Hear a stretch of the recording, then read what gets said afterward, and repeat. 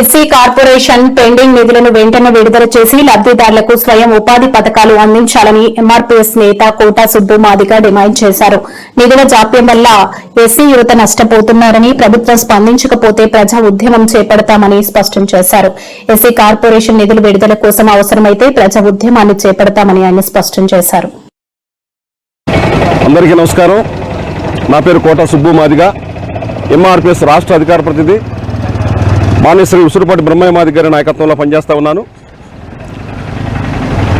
ఈరోజు పల్నాడు జిల్లా గౌరవ కలెక్టర్ గారిని పీజీఆర్ఎస్ నందు పలు సమస్యల మీద కలవడం జరిగింది.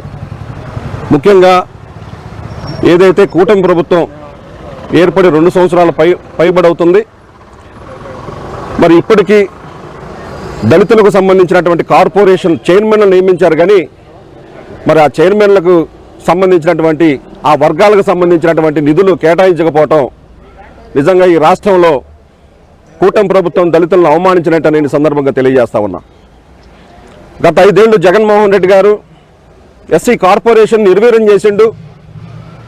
కొన్ని దళిత వర్గాలకు సంబంధించినటువంటి పథకాలు నిర్వీర్యం చేసి ట్రాన్స్పరెంట్గా అన్ని వర్గాలకు వేస్తున్నానని చెప్తున్నటువంటి గత ప్రభుత్వం, మరి అదే పందాలో మరి ఈ ప్రభుత్వం నడుస్తుందని నేను అడుగుతా ఉన్నా.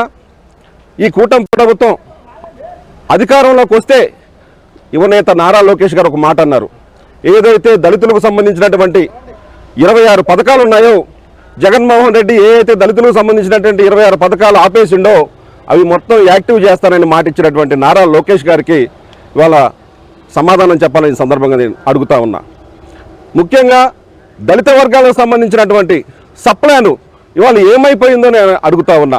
మరి శ్రీ ఉసురుపాటి బ్రహ్మయ్య మాదిగ గారి నాయకత్వంలో మరొక సమరబేరి పల్నాడు నుంచే మొదలు పెడతామని సందర్భంగా తెలియజేస్తూ ముగిస్తున్నాము. జై భీమ్, జై జీవన్, జై బ్రహ్మయ్య మాదిగ.